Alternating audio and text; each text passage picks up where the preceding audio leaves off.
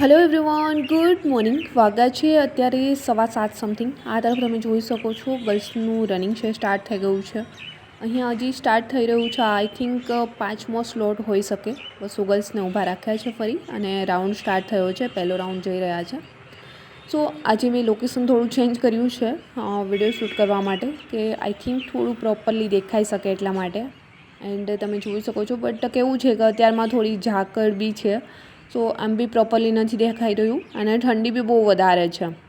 સો ચલો, તો બી મેં કોશિશ કરીશ કે વિડીયો તમારી જોડે પ્રોપરલી શેર કરી શકું. અને બધાની સ્પીડ તમે જોઈ શકો છો. સ્ટાર્ટ કર્યું છે, એકદમ સરસ સ્પીડ છે. નોર્મલથી સ્ટાર્ટ કર્યું છે, એકદમ કોઈ ભાગતા નથી.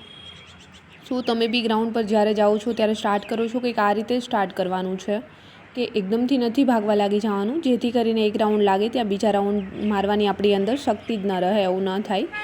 એટલા માટે આ નોર્મલ સ્પીડથી તમારે બી ભાગવાનું છે, કેમ કે એક જોડે 200 ગર્લ્સને દોડાવશે. અને જ્યારે કોઈ ગર્લ્સ આડા આવે છે ત્યારે એમને થોડા ક્રોસ કરીને નીકળી જવાનું છે. આગળવાળાની રાહ નથી જોવાની કે થોડા હટે પછી મેં થોડી સાઈડમાંથી નીકળું, આવું નથી કરવાનું. તો જે ગર્લ્સનું હજી બી રનિંગ બાકી છે અને કમેન્ટ્સ કરી રહ્યા છે, કે બોಯ್સ બી હોય કે કોઈ બી, જે લોકોનું બાકી રનિંગ છે ને જે કમેન્ટ્સ કરી રહ્યા છે ને કે આટલા દિવસોની વાર છે, અંદરથી ડર લાગે છે, આટલી મિનિટ થઈ રહી છે, પ્લીઝ ડરવાની કોઈ જ જરૂર નથી. જે લોકોએ અહીંયા મહેનત કરી છે ને એ લોકો 100% પાસ થાય જ છે. ફેલ કોણ થઈ રહ્યા છે કે જે લોકોએ મહેનત જ નથી કરીને એ લોકો ફેલ થઈ રહ્યા છે. જે અહીંયાથી પ્રેક્ટિસ કરીને ગયા છે ને એ લોકો કોઈ જ ફેલ નથી થતા. પછી એમને મિનિટ છે અહીંયા બોಯ್સ હોય તો 26 મિનિટ અહીંયા થતી હોય તો બી ગ્રાઉન્ડમાં ઘણા લોકો પાસ થઈને આવે છે. અને એ બી કેટલી મિનિટમાં, કે 24.5 મિનિટમાં. આવા દાખલા અમે બોയ്સમાં બી જોયા છે. અને ગર્લ્સ હોય અહીંયા 10.5 મિનિટ થતી હોય અને ત્યાં છે 8:30 થી 8:45 મિનિટની અંદર કમ્પ્લીટ કરીને ગ્રાઉન્ડ આવે છે. તો તમે બી પ્રેક્ટિસ કરી છે તો ડરવાની કોઈ જ જરૂર નથી, તમારું બી ગ્રાઉન્ડ થઈ જશે. સો જ્યારે બી ગ્રાઉન્ડ પર જાઓ છો એકદમ કોન્ફિડન્સલી જ્યારે રનિંગ કરવાનું હોય છે એ પહેલાં થોડી વાર છે ને આપણને આમ બેસાડી રાખતા હોય છે.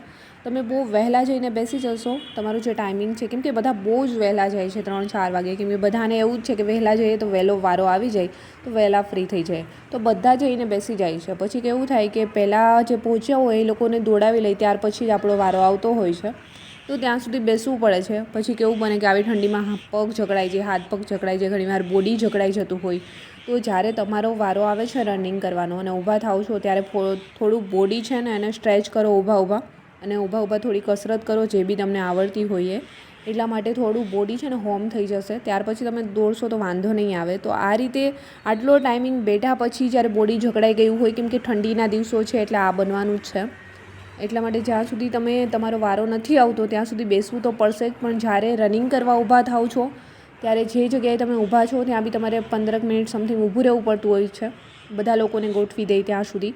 તો ઊભા જસ્ટ ઊભું નથી રહેવાનું. અમે જોતા હોઈએ છીએ ઘણા ગર્લ્સ અહીંયા ઊભા હોય ને તો ઊભા જ હોય છે, ન કસરત કરતા હોય ન કંઈ જેમ જ. તો વધારે જ્યારે રનિંગ કરો ને ત્યારે વધારે પગમાં છે પ્રોબ્લેમ થતો હોય, બોડી જકડાયેલું હોય ને તો આપણા સ્ટેપ ખુલે નહીં.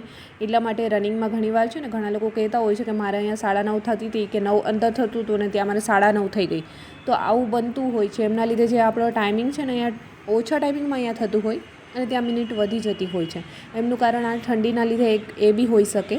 તો જ્યારે બી તમે રનિંગ કરવા ઊભા રહો છો ત્યારે તમારું બોડી છે સ્ટ્રેચ કરો, થોડી એક્સરસાઇઝ કરો, નાના જમ્પ લગાવો. જ્યાં બી ઊભા છો ત્યાં નાના જમ્પ લગાવો, જેથી કરીને બોડી છે ને હોમઅપ થવા લાગશે. હોમ થઈ જાય, થોડું ગરમ થઈ જાય ને બોડી, ત્યાર પછી તમે રનિંગ કરશો ને બહુ જ ફેર પડશે તમારા રનિંગમાં. કેમ કે અત્યારે ઠંડીના દિવસો છે એટલે આ બાબતનું હંમેશા ધ્યાન રાખવું પડે છે. એન્ડ હા, ગ્રાઉન્ડ પર તમે જ્યારે રનિંગ કરવા જાઓ છો ત્યારે પહેલાંથી જ કપડાં કેવા પહેરીને જવા જોઈએ એમના પર ખાસ ધ્યાન આપજો. કેમ કે ઓલમોસ્ટ તો અહીંયા બધા ટ્રેક અને ટી શર્ટમાં છે, ઘણા લોકો શોર્ટ્સ અને ટી શર્ટમાં બી છે. એ તો બેસ્ટ છે, કેમ કે શોર્ટ્સ પહેરી હોય ને તો સ્ટેપ છે વધારે ખુલશે. ઠંડીના લીધે ઘણા લોકો ન પહેરતા હોય.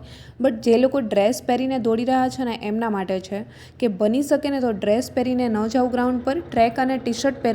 તમે શોર્ટ્સ ન પહેરતા હોય તો તમે છે ડ્રેસને બદલે ટ્રેક અને ટી શર્ટ પહેરી શકો છો. જ્યારે તમે ડ્રેસ પહેરીને દોડો છો ને ત્યારે બીજાની કમ્પેરિઝનમાં બહુ જ રનિંગમાં ફેર પડતો હોય છે. ડ્રેસ પહેરીને દોડવું બહુ જ અઘરું છે. તો જ્યારે બી છે ને તમે ગ્રાઉન્ડ પર રનિંગ કરવા જવાના હોય ત્યારે ટ્રેક ને ટી શર્ટ પહેરવાનું રાખો. અને ઘણા કહેતા હોય છે કે ઘરમાંથી અલાઉડ નથી. તો હા, આવું બી બની શકે કે ઘણાને ઘરમાં અલાઉડ ન હોય. બટ એ વાત બી આપણે યાદ રાખવાની છે કે આ ભરતીમાં આપણે જે રનિંગ કરી રહ્યા છીએ, કઈ ભરતી માટે આપણે તૈયારી કરી રહ્યા છીએ ને કઈ ભરતી માટે એક્ઝામ આપી રહ્યા છીએ. પોલીસ માટે. તો પોલીસમાં વર્દી પહેરવી બહુ જ જરૂરી છે અને વર્દીમાં તો પેન્ટ અને શર્ટ જ હોય છે. ડ્રેસ પહેરીને તો કામ કરવાનું નથી હોતું. હા, ઘણા કહેશે કે અમે તો બહુ બધા બહેનોને ઘણીવાર ખાખી ડ્રેસમાં મતલબ સલવારને ઉપર કુર્તો પહેર્યો હોય એ ટાઈપના જોયા છે. બટ કેવું હોય છે કે નોર્મલ દિવસોમાં ક્યારેક તમને પહેરવા મળતું હોય છે અને જ્યારે ઉપરના અધિકારી કોઈ આવે છે ત્યારે તમે ફરજિયાત વર્દીમાં હોવા જોઈએ. જો કે લીગલી નથી, એ લોકો ડેઇલી ડ્રેસ પહેરતા હોય બટ ક્યારેક ચાલતું હોય છે. જ્યારે કોઈ બી ઉપરના અધિકારી આવતા હોય છે ને ત્યારે એમને ફરજિયાત વર્દી પહેરવાની હોય છે. તો જે લોકોને ઘરમાં અલાઉડ ન હોય કે ડ્રેસ જ પહેરવાના, પેન્ટ શર્ટ નહીં પહેરવા દે આવું હોય, તો પહેલાં તો આપણે એ જ સ્વીકારવાનું રહ્યું કે આપણે અત્યારે પોલીસ ભરતી માટે જઈ રહ્યા છીએ, એમના માટે રનિંગ કરી રહ્યા છીએ, તો આપણા માટે વર્દી પહેરવી તો ફરજિયાત છે. તો જે લોકોને ફાવતું ન હોય વસ્તુ અલગ છે કે તમે ટ્રાય કરો. જ્યારે બી ગ્રાઉન્ડ પર આવો છો, ઘણા કહેતા હોય કે મેં ટ્રેક ટી શર્ટ ક્યારે પહેર્યું જ નથી, મેં ડ્રેસ જ પહેરું છું હંમેશાથી, મને ફાવશે કે નહીં. તો જ્યારે તમે ટ્રેક ટી શર્ટ પહેરીને જઈને દોડશો ત્યારે એમ થશે કે હા, આમાં તો બહુ બધો ડિફરન્સ પડે છે. ઓહો, રનિંગમાં આટલો બધો ડિફરન્સ પડે ટ્રેક ટી શર્ટ પહેરીને. યસ, જ્યારે આમાં તમે જોઈ શકો છો ઘણા બધા ગર્લ્સ છે, બહેનો હોય છે, સલવારને કુર્તો પહેર્યો હોય. જ્યારે સલવાર કુર્તો પહેર્યો હોય ત્યારે કુર્તો હોય છે એમની આગળ પાછળની શાર હોય છે, દોડવામાં નડતી હોય છે અને સ્ટેપ ન ખુલે સલવારની અંદર, આવી બધી પ્રોબ્લેમ થતી હોય છે. બટ તમે જ્યારે રેગ્યુલર ટ્રેક ટી શર્ટ પહેર્યું હોય ત્યારે તમને ખ્યાલ આવશે કે રનિંગમાં કેટલો બધો ફેર પડે છે. તો આ રીતે કપડાનું બી ધ્યાન રાખવું જોઈએ. એન્ડ ઘણા ગર્લ્સ કોઈની કમેન્ટ્સ, 2-3 એવી કમેન્ટ્સ હતી કે આ ગ્રાઉન્ડ કેવું છે, ત્યાં ખુલ્લા પગે દોડી શકાય એમ છે. યસ, ગ્રાઉન્ડ સારું છે, ખુલ્લા પગે તમે દોડી શકશો. બટ તમને પગમાં ઇન્જરી ન આવતી હોય, તમે ધ્યાન રાખજો કે તમને હેબિટ છે ગ્રાઉન્ડ પર ખુલ્લા પગે દોડવાની, તો જ ખુલ્લા પગે ગ્રાઉન્ડ પર દોડવું જોઈએ. ગ્રાઉન્ડ તો બેસ્ટ છે, તમે દોડી શકો છો, એમાં ના નથી, બટ તમને હેબિટ હોય તો જ દોડવું જોઈએ. એન્ડ ઘણા ગર્લ્સ કમેન્ટ્સ કરે છે કે હા, મેં કાલે જ એક કમેન્ટ્સ વાંચી હતી કે પ્રેક્ટિસ વગર ગ્રાઉન્ડ પાસ કરી શકાય. તો એ તો બિલકુલ પોસિબલ જ નથી. જો પ્રેક્ટિસ વગર ગ્રાઉન્ડ પાસ થઈ શકતું હોત ને, તો વરસ દિવસથી આજે એ લોકો દોડીને તૈયારી કરી રહ્યા છે. શું કામ વહેલા દરરોજ વરસ દિવસથી આ વહેલા ઉઠીને ગ્રાઉન્ડ પર જાત? બધાને ઊંઘ હોય, બધાને સવારમાં આળસ થતી હોય વહેલા ઉઠીને જવાનું. તો જે લોકોએ અને આમાં જે લોકો પ્રેક્ટિસ કરીને નથી જતા ને, એ જ લોકો ફેલ થઈ રહ્યા છે. એવું નથી કે જે પ્રેક્ટિસ કરીને જાય છે એ લોકો ફેલ થાય છે, એવું નથી. એ લોકો તો પાસ થઈને જ આવે છે. અને તેમ છતાં બી જે લોકો પ્રેક્ટિસ કરી હોય ને છતાં જે ફેલ થઈ રહ્યા છે ને, તો એમને બહુ ઓછી પ્રેક્ટિસ કરી હોય કે ક્યારે બી અહીંયા ટાઈમિંગ ન આવ્યો, કે એન્ડ ટાઈમે ઇન્જરી થઈ ગઈ હોય પગમાં એટલે ન દોડી શકાયા હોય, આવો કોઈ પ્રોબ્લેમ આવી જતો હોય, તબિયત ખરાબ હોય તો થઈ શકે. બાકી તો જે લોકો પ્રેક્ટિસ કરીને જાય છે એ દોડી જાય છે. તો તમે બી જ્યારે પ્રેક્ટિસ કરીને ગ્રાઉન્ડ પર જઈ રહ્યા છો તો કોઈ પણ જાતનો ડર વગર ફૂલ કોન્ફિડન્સથી જઈને ગ્રાઉન્ડમાં બેસવાનું છે. અને જ્યાં સુધી તમારો વારો નથી આવતો ત્યાં સુધી આમ કોન્ફિડન્સ ખોવાવું ન જોઈએ. આપણને બીજા લોકોને ફેલ થતા જોઈને બી ખોઈ બેસવાનું કે આ લોકો ફેલ થઈ રહ્યા છે, મારું શું થશે. તમે પ્રેક્ટિસ કરીને ગયા છો તો તમે પાસ થવાના જ છો. તમારી અંદર જે ડર છે એ દૂર કરો. એન્ડ હા, મારા એક સબસ્ક્રાઈબર છે, એમની કમેન્ટ્સ હતી અશ્મિતાની કે કાલે મારું ગ્રાઉન્ડ છે અને હનુમાનજી દાદુનો વાર છે, હું 100% પાસ થઈને જ આવીશ.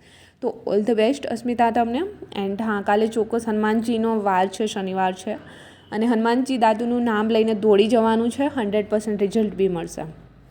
સો આ રીતે તમારી અંદર બી કોન્ફિડન્સ હશે ને તો તમે બી દોડી જશો. સો આ રીતે જે બી ગભરાહટ છે એમને દૂર કરો. અને હજી બી જે લોકોની ડેટ દૂર છે અને ટાઈમિંગ થોડો વધારે આવી રહ્યો છે તો પ્રેક્ટિસ કરો. અને હવે જે ગર્લ્સ છે એ પ્રેક્ટિસ કરી રહ્યા છે, એમને લોંગ રનિંગ કરવાની બિલકુલ જરૂર નથી. જસ્ટ ડેઇલી ગ્રાઉન્ડ પર જાઓ અને ડેઇલી 4 રાઉન્ડ લગાવો, ફૂલ બોડી સ્ટ્રેચ કરો, થોડી એક્સરસાઇઝ કરો. અને એવી બી એક્સરસાઇઝ નથી કરવાની જેથી કરીને પગ દુખે રનિંગ કરીને. કોઈની કમેન્ટ્સ હતી કે મને તો બહુ બોડી પેઇન થાય છે. દીદી, તમને બોડી પેઇન નથી થતું? જ્યારે ફૂલ વર્કઆઉટ કર્યું હોય ને ત્યારે મને બી બોડી પેઇન થતું હોય છે, કેમ કે રનિંગ કરીએ એટલે નોર્મલી તો બધાને થતું જ હોય છે.